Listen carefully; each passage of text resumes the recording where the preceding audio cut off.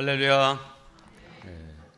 우리 호산나 찬양대의 찬양과 실내악단의 연주 하나님께서 기쁘게 받으신 줄로 믿습니다. 오늘 말씀은 죄수 아닌 죄수의 몸으로 로마로 압송되어 가는 과정 중에 만난 유라굴로라는 광풍 이야기입니다. 지난주에 말씀드린 대로 바울은 예루살렘을 방문했다가 유대인들이 폭도로 변해서 이제 바울을 죽이려고 할 때 천부장이 470명의 군사를 동원해서 예루살렘에서 이제 안전한 가이사랴로 항구 도시 또 로마 군단이 주둔하고 있는 곳으로 이제 호송해서 옮겨갔습니다. 이곳에서 아드라무테노라고 하는 배를 타고 이제 로마로 출발하게 됩니다. 지도를 보면 여러분이 보실 때에 오른쪽 좀 밑에 부분에 보면 빨간 화살표가 시작되는 첫 지점을 보시게 되는데 여기가 바로 가이사랴 항구 도시입니다. 여기서 배를 타고 레바논의 시돈을 이제 거쳐서 쭉 해안선을 따라서 이렇게 가서 터키, 지금의 투르키의 서남부에 있는 루기아 지역의 무라 항구까지 이제 가게 됩니다. 이 무라 항구에서 마침 알렉산드리아호라고 하는 훨씬 더 큰 배를 만나 그곳으로 다 옮겨 타고 다시 이제 로마를 향하여 출발하게 되는데 문제는 벌써 겨울의 시작이 되었기 때문에 역풍이 부는 때였습니다. 무라 항구에서 출발해서 이 지중해 중간에 있는 크레타 섬을 통과해서 이제 이탈리아 반도로 가게 되는데 이 그레데 섬까지 오는 동안에도 그 역풍 때문에 엄청난 고생을 하다가 겨우 미항이라고 하는 요 그레데 섬 중간쯤에 있는 미항에 도착하게 됩니다. 그런데 이 미항은 큰 항구가 아니었고 오히려 이 그레데 섬 맨 서쪽에 있는 이제 베닉스 항이 그래도 큰 항구여서 조기까지 가서 이제 겨울을 지나고 로마로 다시 가야 되겠다 이렇게 백부장과 선장과 선주가 결정하게 됩니다. 바울은 하나님께서 주시는 마음이 이 항해를 계속하다가는 이 배와 화물뿐만 아니라 사람도 많은 피해를 입게 되겠다 생각하고 만류합니다. 하지만 이제 호송 책임을 맡은 백부장 율리오는 선장과 선주의 말을 더 신뢰하고 이제 이 미항에서부터 65km 떨어진 이 베닉스 항구까지 가기로 결정을 합니다. 자, 그러다가 유라굴로라고 하는 큰 광풍을 만나게 된 것입니다. 성도 여러분, 왜 우리 인생이 광풍을 만나게 됩니까? 그것은 우리가 따르고 들어야 될 하나님의 말씀을 듣지 않고 대신 사람의 판단과 생각을 쫓기 때문입니다. 11절은 이렇게 말합니다. 백부장이 선장과 선주의 말을 바울의 말보다 더 믿더라. 사실 백부장이 선장과 선주의 말에 더 귀를 기울였다는 것은 어쩌면 당연한 결정인지도 모릅니다. 선장은 항해의 전문가이고 선주 또한 배에 대해서는 그 누구보다도 잘 알고 있는 사람이고 또 배에 실린 화물의 주인이기 때문입니다. 하지만 그들이 미항이 아닌 베닉스까지는 가자라고 이 결정을 내린 것은 단지 전문가적인 식견에 의해서 내린 결정이 아니라 어디가 더 편리하고 어디가 더 편하고 어디가 더 즐길 것이 많고 뭐 이런 인간적인 요인을 따라서 결정한 것입니다. 자, 뭐 거기에 이 배에 탄 사람이 276명이었는데 한 거의 석 달 겨울을 보내야 되는데 뭐 숙박시설이라든지 위락시설이라든지 편의시설이 제대로 갖춰지지 않은 곳에서 석 달 지나는 것 결코 쉽지 않았겠죠. 그리고 선주도 하루라도 빨리 로마로 가서 여기에 배에 실린 물건들을 팔아야 이익을 남길 수 있으니까 어떻게 하든지 좀 더 가자 하는 결정을 내린 것입니다. 12절입니다. 그 항구 미항이 겨울을 지내기에 불편하므로 거기서 떠나 아무쪼록 베닉스에 가서 겨울을 지내자 하는 자가 더 많으니. 자, 여기 불편함으로라고 하는 이 말, 이제 이 말이 오늘 우리 현대인들에게도 동일하게 적용되는 말입니다. 사람들은 다 육체적인 편안함과 편리함, 육신적으로 즐길 거리들, 쾌락을 추구하고 있기 때문입니다. 또한 안전보다는 이렇게 편리와 쾌락을 추구하는 사람들이 훨씬 더 많았다고 오늘 말씀은 증거하고 있습니다. 오늘 우리들의 믿음 생활도 마찬가지입니다. 어떻게 보면 교회는 세상의 즐거움을 추구하는 사람들에게는 참 재미없는 미항과도 같습니다. 미항처럼 불편한 곳이 될 수 있습니다. 교회 다니는 사람은 도대체 뭔 재미로 사나? 예수 믿는 사람들은 무슨 재미로 사나? 이렇게 불신자들은 생각합니다. 그들의 눈에 보면 당연히 그렇게 보이겠죠. 술 마시는 것도 아니고 산과 들로 나가는 것도 아니고 맨날 교회에 앉아 있는 것이 참 한심하게 보일 수 있습니다. 그래서 세상 사람들은 다 지금도 베닉스를 찾아 떠납니다. 어디 더 재미있는 곳이 없나, 재미있는 일은 없나 하면서 육체적으로 즐길 곳, 즐길 것을 찾아 헤맵니다. 그러다가 유라굴로와 같은 인생의 광풍을 만나게 되는 것입니다. 자, 이 백부장이 그래 베닉스까지는 가자라고 한 이유는 많은 사람들이 그렇게 요구했고 말했기 때문입니다. 말하자면 다수의 의견을 따른 결정이었습니다. 네, 물론 다수의 의견을 따르는 것은 중요한 일입니다. 그것이 민주적인 의사결정의 방법이기 때문입니다. 우리가 알아야 될 것은 다수가 늘 옳은 것은 아니라는 사실입니다. 오히려 소수의 목소리가 진리일 때도 있습니다. 그러므로 우리가 무엇을 결정할 때는 다수냐 소수냐 이렇게 보고 결정할 것이 아니라 이것이 참이냐 진실이냐 진리냐 아니냐 이런 기준을 가지고 결정해야 합니다. 그런데 이 백부장은 얼마나 많은 사람들이 선호하느냐에 따라 결정했고 그 결과 광풍을 만난 것입니다. 우리는 사람의 말이 아니라 하나님의 말씀에 귀를 기울여야 하고 그 하나님의 뜻을 구하는 자세로 인생을 살아야 하는 것입니다. 드디어 이제 결정에 의해서 미항에서 베닉스를 향하여 배를 출항시켰습니다.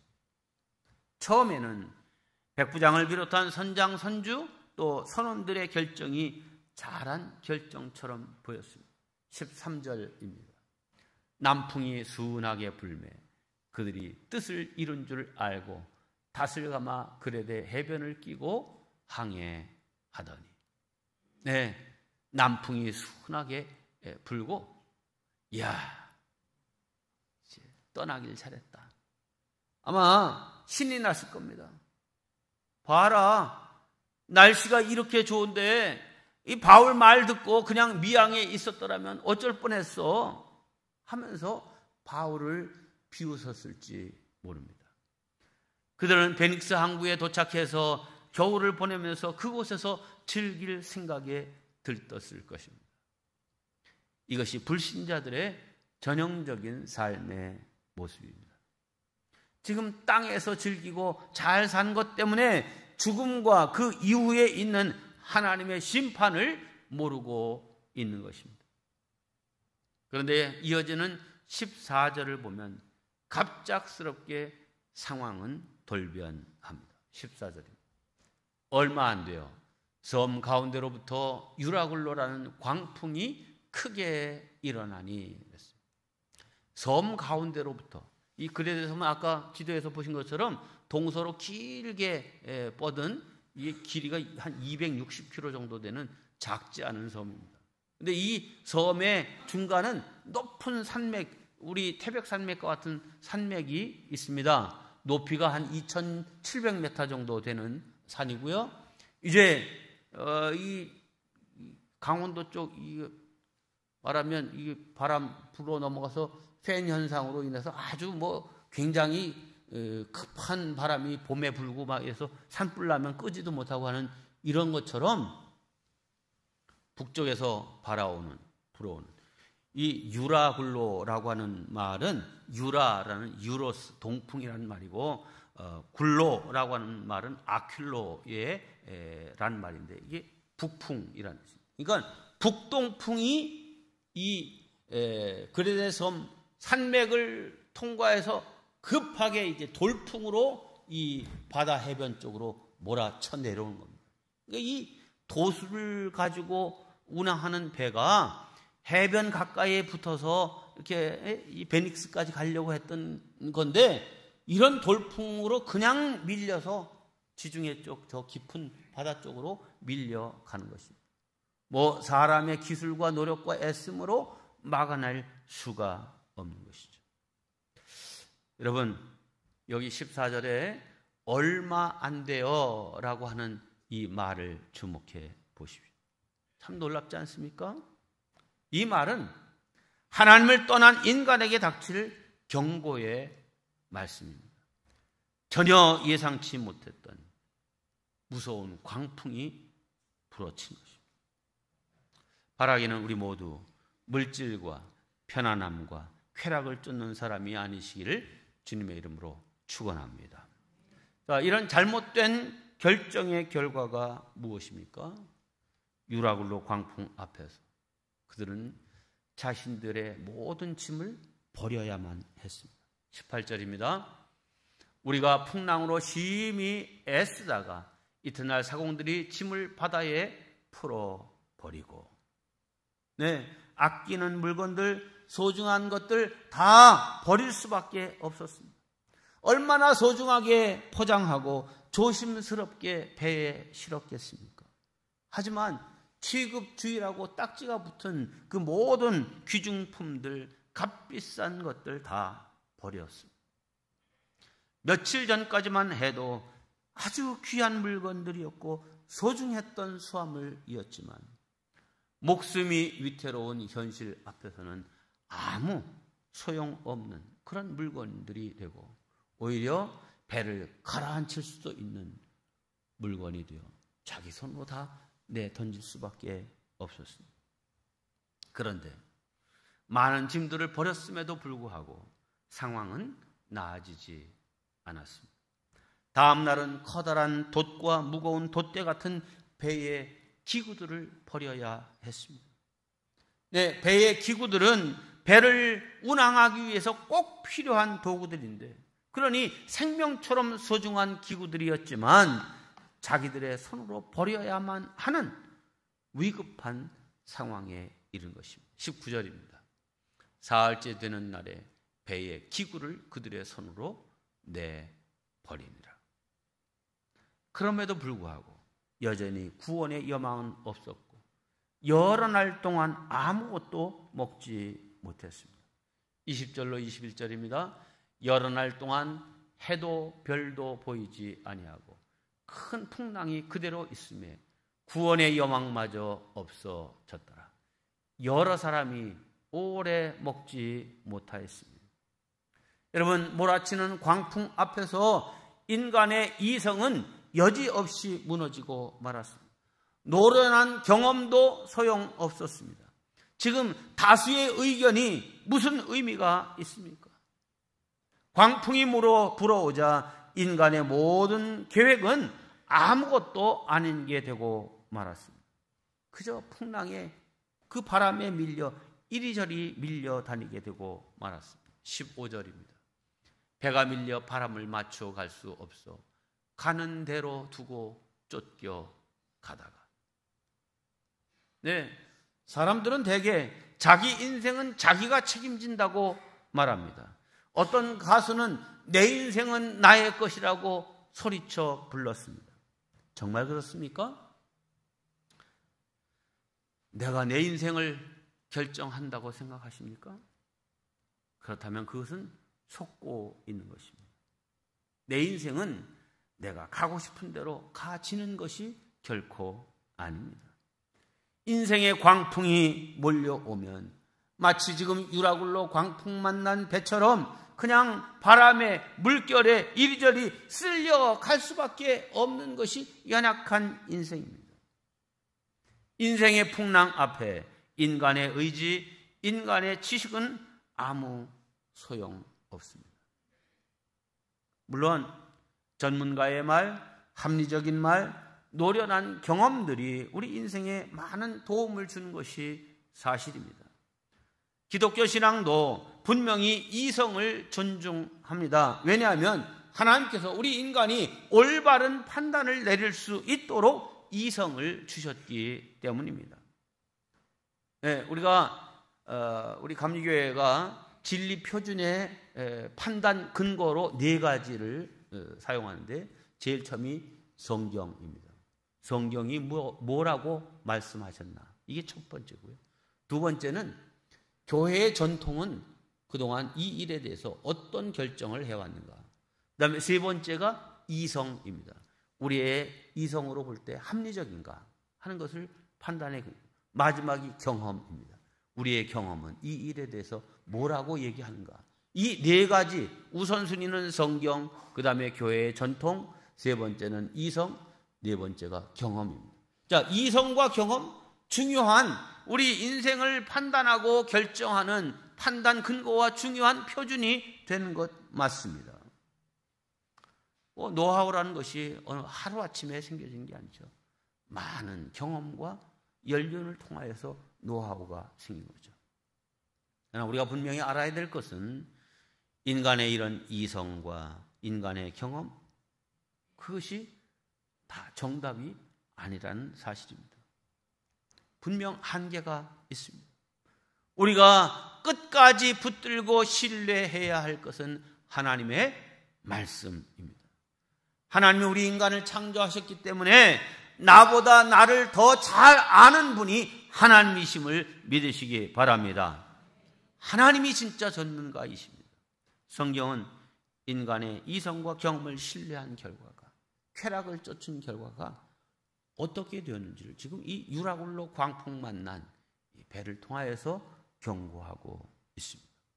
자, 그러면 이 유라굴로 광풍을 극복하는 방법은 무엇입니까? 오늘 성경은 3가지를 말씀하고 있습니다. 첫째, 회개입니다. 오늘 본문 21절은 회개하고 하나님께로 돌아올 것을 촉구합니다. 여러 사람이 오래 먹지 못하였으며 바울이 가운데 서서 말하되, 여러분이요 내 말을 듣고 글에 대해서 떠나지 아니하여 이 타격과 손상을 면하였더라면 좋을 뻔하였느니라. 광풍 앞에 벌벌 떨고 아수라장이 된 가운데 지금 바울이 나섭니다. 그는 아주 완곡하게 표현했지만 사실은 회개를 촉구하고 있는 것입니다. 세상 만사가 다 하나님 손안에 있는 줄을 깨닫고 이제라도 하나님 앞에 겸손히 무릎 꿇으라는 것입니다. 그렇습니다. 모든 인생의 문제 해결은 하나님 안에 있음을 믿으시기 바랍니다. 아무리 실타래가 얽히고 설쳐 있어도 그 실마리, 그 끝을 찾으면 살살 풀면 다 풀려낼 수 있는 것처럼 하나님께로 돌아오면 인생의 복잡한 문제들이 다 해결될 수 있습니다.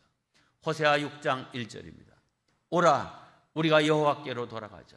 여호와께서 우리를 찢으셨으나 도로 낫게 하실 것이요 우리를 치셨으나 싸매어 주실 것입니다. 하나님께 돌아오면 해결됩니다. 회개는 유턴하는 것입니다. 하나님께로 유턴하면 치유와 회복의 역사가 일어납니다. 어떤 상황에 처했든 하나님께로 돌아오면 문제의 실마리를 찾을 수 있습니다. 사랑하는 성도 여러분, 혹 큰 문제 속에 있습니까? 유라굴로와 같은 광풍이 여러분 인생에 닥쳤습니까? 좌고우면할 것 없습니다. 무조건 즉시 하나님께 유턴하시기를 주님의 이름으로 축원합니다. 두 번째, 신뢰입니다. 하나님 앞에 돌아가서는 그때부터 전적으로 하나님을 의지하고 신뢰해야 합니다. 바울을 보십시오. 바울도 인간인데 그가 무슨 항해의 전문가입니까? 배를 몰아본 적이 있습니까? 베드로는 그래도 어부 생활이나 했죠. 바울은 그냥 공부만 열심히 했던 사람이에요. 배하고는 상관없는 사람. 자, 그도 굉장히 불안하고 마음 졸이고 힘들게 지금 이 폭풍과 사투를 벌이고 있습니다. 그런데 그는 그 심령 속에 하나님을 향한 믿음과 신뢰가 있었습니다. 사도행전 오늘 보면 23절과 24절입니다. 내가 속한 바, 곧 내가 섬기는 하나님. 그 하나님의 사자가 어젯밤에 내 곁에 서서 말하되, 바울아, 두려워하지 말라. 내가 가이사 앞에 서야 하겠고, 또 하나님께서 너와 함께 항해하는 자를 다 내게 주셨다 하였습니다. 네. 여기 내가 속한 바, 곧 내가 섬기는 하나님이라고 하는 이 고백에 담긴 뜻이 무엇입니까? 나는 하나님의 소유입니다. 하나님의 자녀입니다. 라고 하는 이 고백입니다. 이 믿음과 확신의 고백입니다. 그러므로 나는 하나님의 자녀이기에 하나님이 내 인생을 책임져 주실 것이다 라고 하는 이 확신과 믿음의 고백입니다. 네, 우리에게도 이런 믿음, 이런 확신이 있으면 담대할 수 있습니다. 이사야 43장 1절로 2절입니다. 너는 두려워하지 말라. 내가 너를 구속하였고 내가 너를 지명하여 불렀나니 너는 내 것이라. 내가 물 가운데로 지날 때 내가 너와 함께 할 것이라. 강을 건널 때에 물이 너를 침몰하지 못할 것이며 내가 불 가운데로 지날 때에 타지도 아니할 것이요 불꽃이 너를 사르지도 못하리니. 아멘. 성도 여러분, 우리는 예수님의 십자가 피로 구원받은 하나님의 자녀들입니다. 하나님의 소유된 백성입니다. 그러므로 우리는 하나님의 소유된 백성이기에 인생의 모든 풍파 앞에서도 안심할 수 있습니다. 하나님이 책임져 주시고 하나님이 지켜주실 것이기 때문입니다. 바울은 이제 용기 백배하여 모든 사람들 앞에 이렇게 당당하게 선포합니다. 25절입니다. 그러므로 여러분이여 안심하라. 나는 내게 말씀하신 그대로 되리라고 하나님을 믿노라. 네, 지금 배에는 백부장, 선장, 선주, 노련한 선원들이 있었지만 이제 바울이 리더가 되었습니다. 그는 모두에게 안심하라고 선포했습니다. 아니, 무슨 근거로 이렇게 안심하라고 바울이 말하는 것입니까? 그것은 하나님은 무슨 일이든지 당신이 마음 먹으시면, 당신이 말씀하시면 그것대로 이루시는 분이심을 바울은 확고하게 믿은 것입니다. 그러니까 하나님은 나를 지키시는 분이시고 하나님이 나에게 바울아, 너 가이사 앞에 서야 돼. 너 지금 이 풍랑 속에서 이 배에서 파손하여 죽을 목숨이 아니야. 너에게는 사명이 있어. 라고 하는 이 말씀 때문에 바울은 죽지 않는구나. 알았어요. 네, 사명이 있는 자는, 사명이 남아있는 자는 죽지 않습니다. 그가 이 믿음을 가지고 이제 담대히 선포했던 것이죠. 하나님은 믿음의 고백을 기뻐하십니다. 기적은 한 사람의 분명한 믿음으로부터 시작됩니다. 그러므로 우리는 어려울수록 하나님을 신뢰하고 어려울수록 나는 하나님의 자녀임을 선포해야 합니다. 그러면 반드시 인생에 닥친 풍랑을 헤치고 승리하게 될 줄로 믿습니다. 드디어 역전의 드라마가 펼쳐집니다. 바울이 리더십을 쥐고 이끌어가면서 이제 이런 일을 행합니다. 35절로 37절입니다. 떡을 가져다가 모든 사람 앞에서 하나님께 축사하고 떼어 먹기를 시작하며 그들도 다 안심하고 받아 먹으니 배에 있는 우리의 수는 전부 276명이었더라. 네. 떡을 가져다가 하나님께 축사하고 떼어 먹기를 시작하고 그들에게 다 나눠주니 받아 먹었다. 여러분 14일 동안이나 지금 아무것도 먹지 못하고 뭐 그전에는 막 토하고 난리 났겠었죠. 이제 먹은 것이 없으니 뭐 토할 것도 없는 그런 지경인데 바울이 아직 풍랑이 계속되고 있습니다. 아직 별도 해도 보이지 않습니다. 그런데 바울이 떡을 가져다가 축복의 기도를 하고 지금 성찬을 베풉니다. 여러분 성찬은 집어먹는 것이 아닙니다. 베푸는 것을 받아 먹는 겁니다.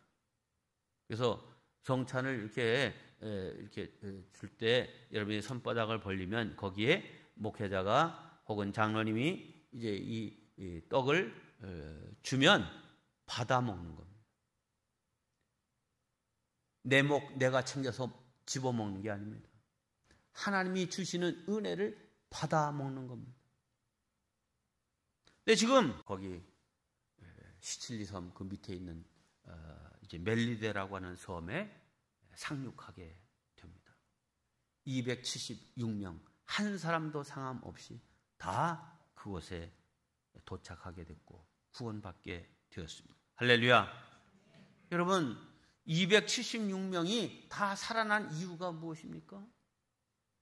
생각해보면 바울, 하나님의 사자, 사명자 바울이 그 배에 타고 있었기 때문에 하나님은 그 배에 탄 모든 사람들을 구원해 주시고 살려주신 것입니다. 이것이 교회의 존재 이유이고 성도들이 전도하는 이유입니다.